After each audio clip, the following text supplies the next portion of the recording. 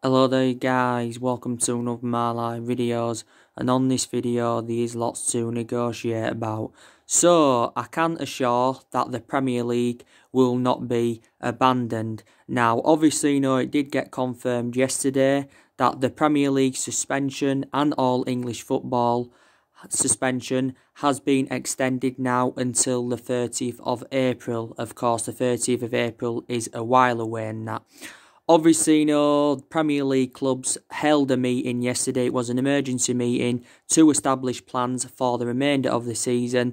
And the Premier League, the EFL and the FA have all confirmed that the suspension has been extended until the 30th of April due to the coronavirus outbreak. Obviously, prior to this meeting, the Premier League and that was suspended until the 3rd of April. But I can definitely assure, revert back to what I've just said, that the season will resume. Obviously, UEFA, they came out not too long ago and said, they want the season to be completed. So they want all Premier League fixtures and all domestic club competitions to be completed by the 30th of June. And, the main explanation, why UEFA suspended Euro 2020 until the summer of 2021 because, they do want the season to be completed in that. But no, let's just say, if the season wasn't to resume, that would change a lot of the context of the leagues and that. Because like I've updated you, there has been a lot of narratives coming out of the mainstream media saying that Liverpool would not be handed the Premier League title if the season wasn't to resume. But obviously, there's been other narratives coming out that have been totally comparison, saying that Liverpool would still be crowned Premier League champions. Would we get qualification for the Champions League if the season, wasn't to resume? Obviously, I think, there's been reports saying that relegation would be scrapped. But you've got quite a few fans of teams, basically saying, they want the season to be abandoned. That'll be obviously, teams in the relegation zone more than likely. And maybe some other teams as well.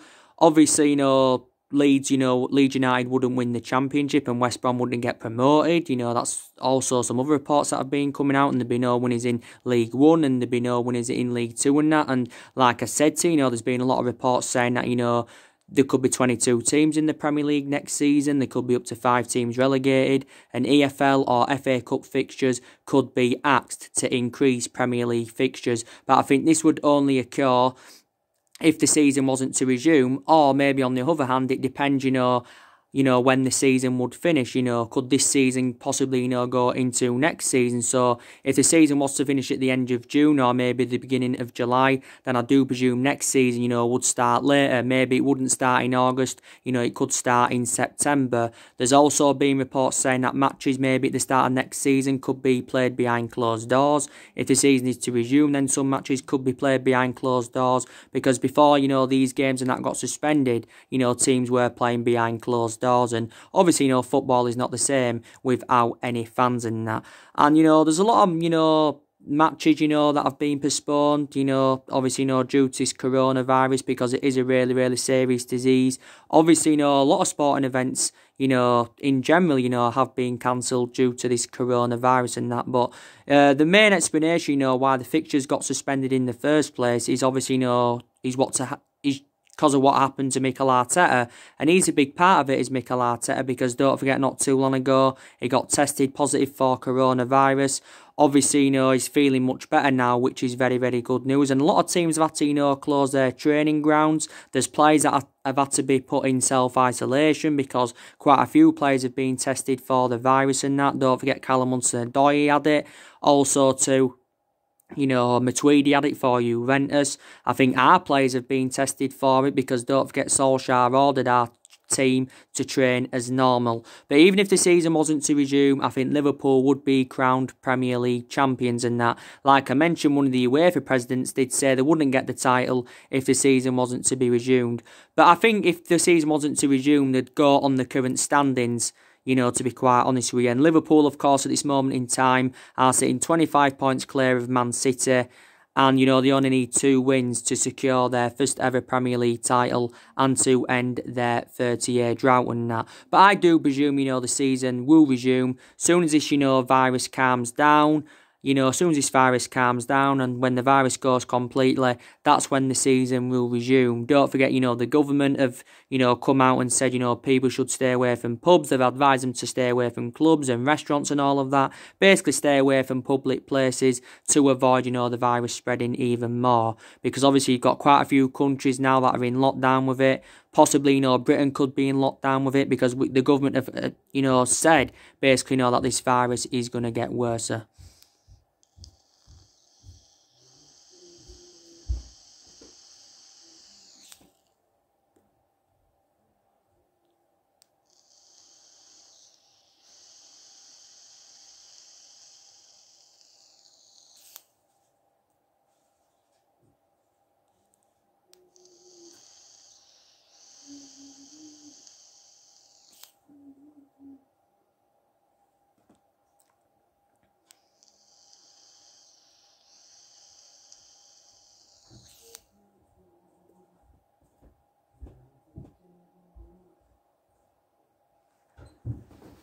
They've basically said, that the virus is going to get worse and that. So, yeah, that's the latest on that. I can assure that the season will resume. But, when it does resume, the Football Association, have got a hell of a lot to do. Obviously, they've got to reschedule all the fixtures, that they've currently postponed and that. So now I am going to delve into some transfer news like I, updated you earlier on today and that. I'm going to be giving you some latest news on Saul Niguez from Atletico Madrid. Now, I haven't updated you about Saul Niguez for a very, very long time and that. But according to reports, Man United and Manchester City are set to battle it out for Saul Niguez. Now, there is uncertainty on his future, Saul Niguez. Now, reportedly, he has failed to agree a new contract with Atletico Madrid because contract negotiations between Atletico Madrid and the player have come to a stumbling block because obviously, he wants an increase in his wages, does Saul Niguez. Now, obviously, Man United and Man City have been long admirers of him. Saul Niguez, of course, has got a contract with Atletico Madrid until 2026. So he's got around 6 years left on his contract because back in 2017, Saul Niguez had signed a 9-year contract with Atletico Madrid. And he is 25 years of age and, up until this point, Saul Niguez has spent the vast majority of his career with Atletico Madrid prior to one season because I think, he did actually have a loan spell. So he's been at Atletico Madrid for several years as the player. He has scored 38 goals in 284 appearances in all competitions. He can play as a central midfielder and he can also play as a holding midfielder. Now, Atletico Madrid have given their overarching view on it and they do know how much of an imperative player that Saul Niguez is.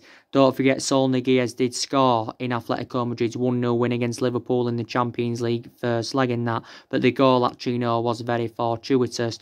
And like I mentioned, Atletico Madrid have lost some of their key players in recent years. Don't forget they lost Griezmann to Barcelona. They also lost Diego Godin. And in general, Atletico Madrid have actually had a lot of injuries this season. They've endured a really, really difficult season and that. I'm very sceptical from now on, that, Saul Niguez will spend the entirety of his career with Atletico Madrid. But, is he Premier League standard? Do you think he'd be good enough for the Premier League and that? But, that's the latest on him, basically. So he's failed to sign a new contract. Now, he could possibly leave Atletico Madrid in the summer. So now Man United and Manchester City are in for the player because, Man United are in search for a central midfielder. And, you could basically say that we are seeing Saul Niguez as an actual replacement for Paul Pogba. Don't forget, Saul Niguez is going to cost us a substantial amount. I think his release clause is around 150 million euros. I think that equates to around 141 million in pounds sterling. So we are going to have to make Saul Niguez our most expensive signing. But hopefully, the money we generate from Pogba's departure, would pay for Saul Niguez.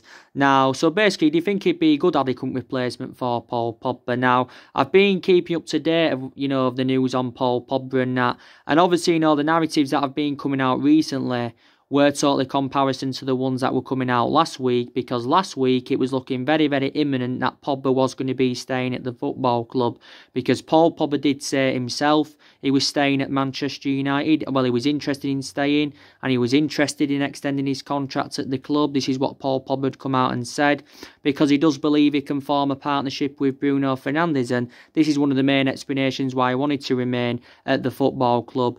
Then you had Solskjaer reiterating basically what Paul Pogba had said after our 5-0 win against Lask. And even, Solskjaer had come out and said, that Paul Pogba will remain at the football club. This is what he said. And he basically, said, that Paul Pogba, basically, will stay at Manchester United. Solskjaer said he was very convinced about this. But, reports have been emerging out this week and that, basically, saying now that Man United are determined to let Paul Pogba go in the summer, and we have reduced our asking price, because I think we've taken £80 million off. We slashed £80 million off his asking price, because I think now we're willing to sell him for £100 million. Obviously, that's totally comparison to last summer, because don't forget last summer we wanted £180 million for Paul Pogba, but Real Madrid were not willing to pay this. Now, obviously, Paul Pogba is stepping up his fitness regime, and I do believe he will play again for Manchester United before he does, leave the football club. Obviously, don't forget he's recently had some personal coaching with Michael Carrick. It had fueled a lot of speculation up as well, because he was training in a Juventus shirt, was Paul Pogba. Of course, Juventus is his former club. He was in a Matuidi shirt, was Pogba. He was training indoors, but that was to pay tribute to Matuidi, because don't forget recently he's been tested positive for coronavirus. Now, obviously, Paul Pogba's agent, Mini Raiola, has been talking. Obviously, he did say that he intends to take a great footballer to Real Madrid in the summer, and Mini Raiola, was talking about the good relations he has and that, with Real Madrid. But last summer, Paul Pogba's preference was a move to Real Madrid and that. But, I think his agent, Mini Raiola, at least in the last couple of years, has been working on getting Paul Pogba a transfer away from Manchester United and that. And, but yeah, his agent has been talking, Mini Raiola. He has been talking as his agent, Mini Raiola, and he did actually, say as well that Paul Pogba is, having a complicated time now at Manchester United, but still believes he's focusing on the football club at the moment. But yeah, I think if he does leave, he'll go to Real Madrid, and if he doesn't go to Real Madrid, he'll make a return to Turin. I think he would if he was open to the move, because, he did enjoy 4 good years with Juventus, did Paul Pogba. PSG have been in for him. Don't forget Barcelona have been in for Paul Pogba in the past and that. But obviously, since he rejoined the football club from Juventus back in 2016, he's had a long-running transfer saga, and I think now, his future has been resolved at last. And obviously, under Jose Mourinho, he had a really, really bad relationship, under Mourinho. If Mourinho hadn't been sacked, I think Paul Pogba would have been gone by now, if I'm going to be quite honest with you. But Man United paid £89 million for him. He's our most expensive signing. And I think the mistake we did make was getting rid of him under Alex Ferguson. It was due to limited appearances. This is why we got rid of him under Alex Ferguson. We let him go on a free transfer to Juventus. But Pogbino's got 2 years remaining on his current contract at the moment. It's 1 year, but there's also an option of a further year. Man United probably will trigger that 1 year extension to stop his £100 million valuation going down and that. But, last summer he basically said, I wanted to leave because he wants to, seek a new challenge and that. And obviously, if we was to get qualification for the Champions League, then maybe that could, change Paul Pogba's mind. But he's leaving the club, he's unhappy at Manchester United, he's Pogba, and that's the reports that, that have been coming out today. But us getting rid of him will generate a lot of money for his departure. And plus, it would free up our wage bill a lot, because Pogba is on, 290 grand a week at the club. He's one of the highest paid players at Manchester United and that. So, yeah, I think he's on his way out. So, like I mentioned, we do need an adequate replacement for him. Dimitar Berbatov, said Man United should keep him, but he's got doubts, about Bruno Fernandes and Pogba being a partnership in our midfield. The main explanation why he's got doubts, he explained why, is because, they have got similarities in style of Bruno Fernandes and Paul Pogba. Pogba's 27 years of age, he's still got a lot of development in him, and he's only played 8 times this season due to his injuries. He did initially come back, this is why he played against Newcastle on Boxing Day. But obviously, then his injury reoccurred, and that obviously, kept him out for a while and that. But to be fair, he is stepping up his fitness regime, is Paul Pogba. But yeah, I can definitely assure to you guys that, he is on his way out of the football club and that. So, yeah, so Saul Niguez is a possible replacement for him. Obviously, Serge Milinkovic-Savic from Lazio has also been mentioned again. Don't forget Man United have been in for him in the past and that. Obviously, Jack Grealish, he's obviously, being another player on our agenda, Jack Grealish. Obviously, quite a few clubs have expressed their interest in Jack Grealish. Obviously, I think he's expected to cost from 60 to 70 million pounds. Well, he probably won't cost as much as 70 million pounds if Villa were to get relegated. He'd be cheaper than 70 million pounds, but if Villa were to avoid relegation, then he'd probably cost in the region of around 70 million pounds, would Jack Grealish. City have been in for him. There's been a lot of narratives recently saying that Liverpool have been in for Jack Grealish.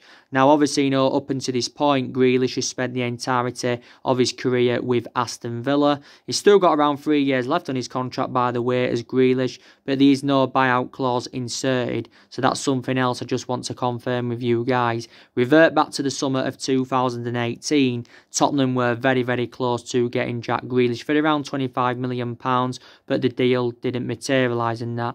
But I think, even if Paul Pogba would have stayed, it wouldn't have affected our pursuit of Jack Grealish because we were still interested in recommending him in anywhere. But he is our number one priority target for the summer, is Jack Grealish. And, it's going to be interesting to see, next season if Man United sign Grealish and Sancho, how we line up. And, also, it'll be interesting to see how we line up without Paul Pogba in the team. And I've got an idea, how we'd line up with Grealish and Sancho in the team without Paul Pogba in the team. I have got an absolute idea in that. Obviously, Sancho, is another player on our agenda. We've been relentlessly linked with Jadon Sancho. Obviously, we was relentlessly linked to him last year. The main explanation why we didn't get Jadon Sancho last year is because, we failed to get qualification for the Champions League and that. But obviously, there's quite a lot of clubs in for him. Obviously, the likes of Chelsea, Liverpool, Real Madrid, PSG, all of them have been in for Jadon Sancho. Now, I think, the CEO of Dortmund and Sancho will have negotiations because I think Sancho's going, and he did reiterate saying if he wants to leave, there will be negotiations. This is what he basically said. And, an expert confirmed, was it last week or early on this week, saying that, he's going to be in the Premier League next season. And don't forget, Sancho has played in the Premier League before. But don't forget, with that, he'd become a record signing in the Premier League because Borussia Dortmund have confirmed that they want around at least £100 million for Jadon Sancho. He could even cost £120 million. I was just reading reports saying that Chelsea are prepared to pay up to £120 million for Jadon Sancho. Obviously, I give you the news regarding Jude Bellingham earlier on this week. He's another player on Manchester United's agenda. Obviously, it did say, we was willing to offer him £100,000 a week contract, £100,000 a week contract, to blow Borussia Dortmund out of the water, because I actually think Borussia Dortmund are emerged as the favourites to sign Jude Bellingham, because he actually said he'd accepted a deal to join Dortmund and he'd rejected Man United, Chelsea and also to Bayern Munich. But up to 4 clubs have been in for Jude Bellingham. I think he's expected to cost in the excess of around £30 million. Jude Bellingham, though, is inexperienced, and that's my element of concern. He's enjoyed a good season in the Championship with Birmingham, don't get me wrong. He's persistently been playing this season.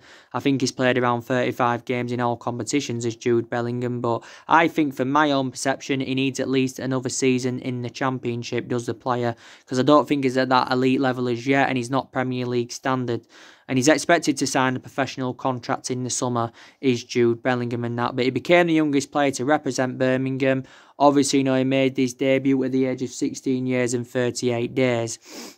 And, we're obsessed about the idea of signing Jude Bellingham. But don't forget, he'd fit Ole Gunnar Solskjaer's transfer strategy perfectly, because Solskjaer has revealed he still wants to continue the policy of recruiting young players to Manchester United and that. So he's another player on our agenda in that.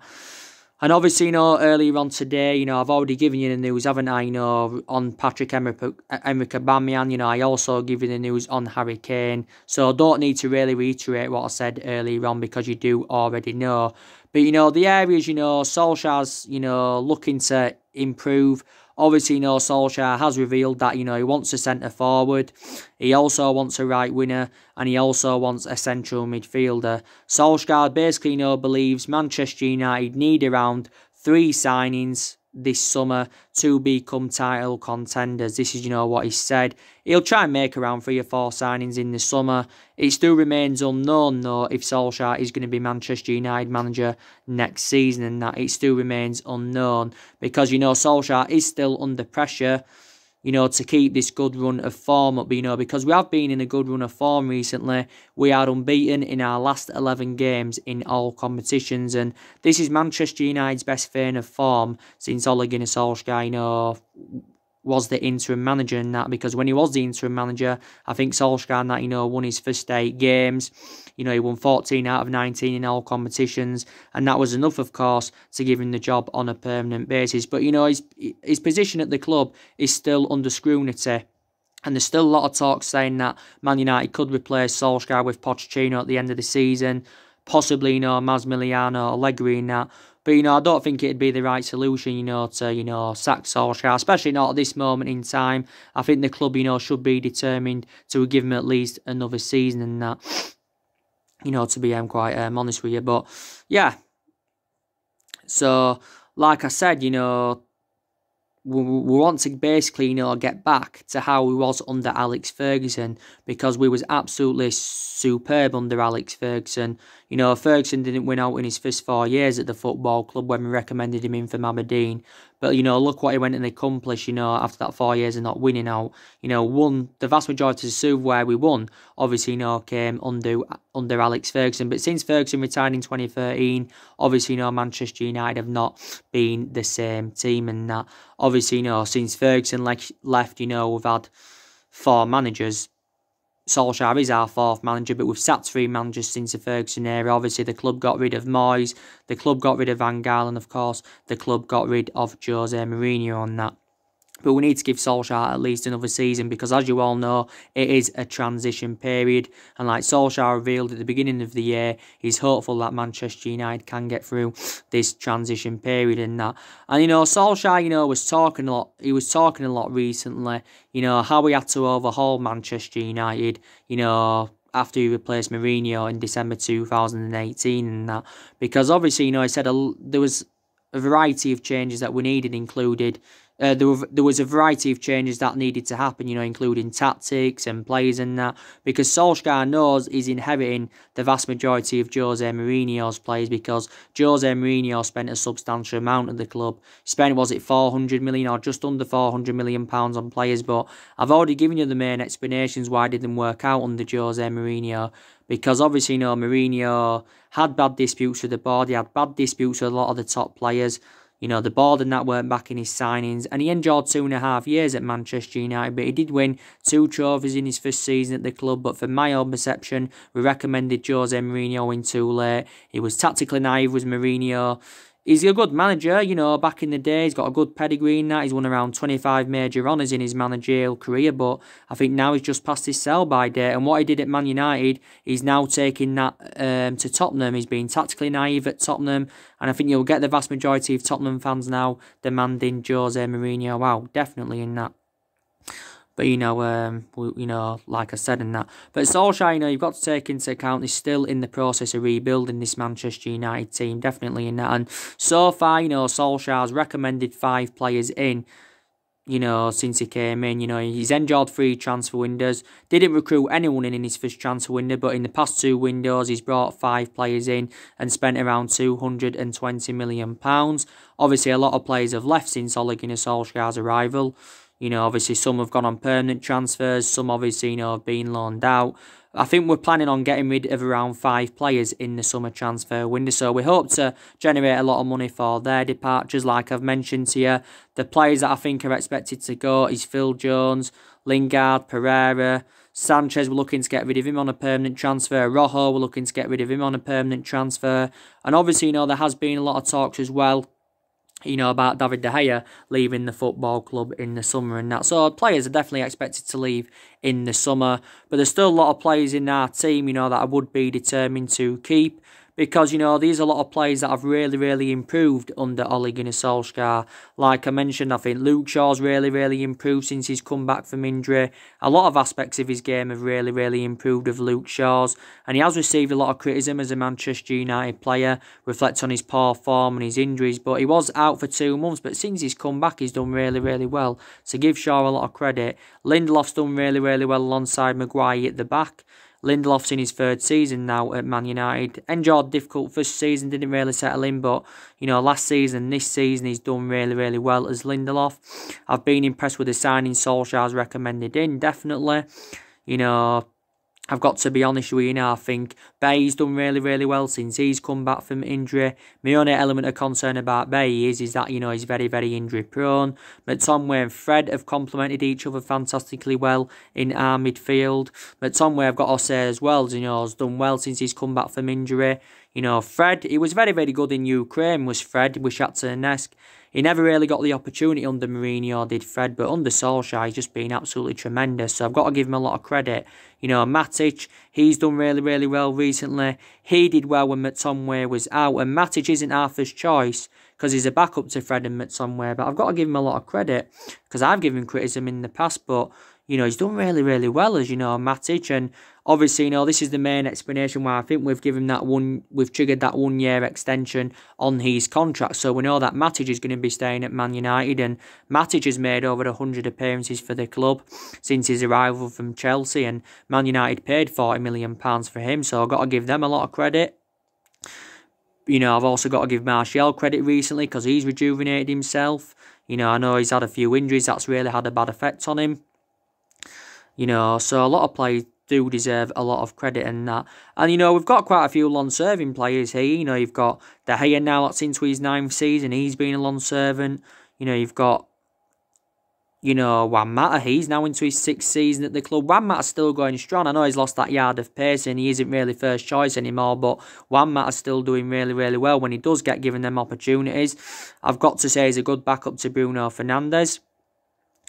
I've also, got to give... I think, you've got Rashford that's been a long servant at the club. He's actually, spent the entirety of his career with Man United as Rashford, so far. He's been a United player since the age of 7, and he's been in our senior squad since 2016 as Rashford, and he's become an integral part of our team.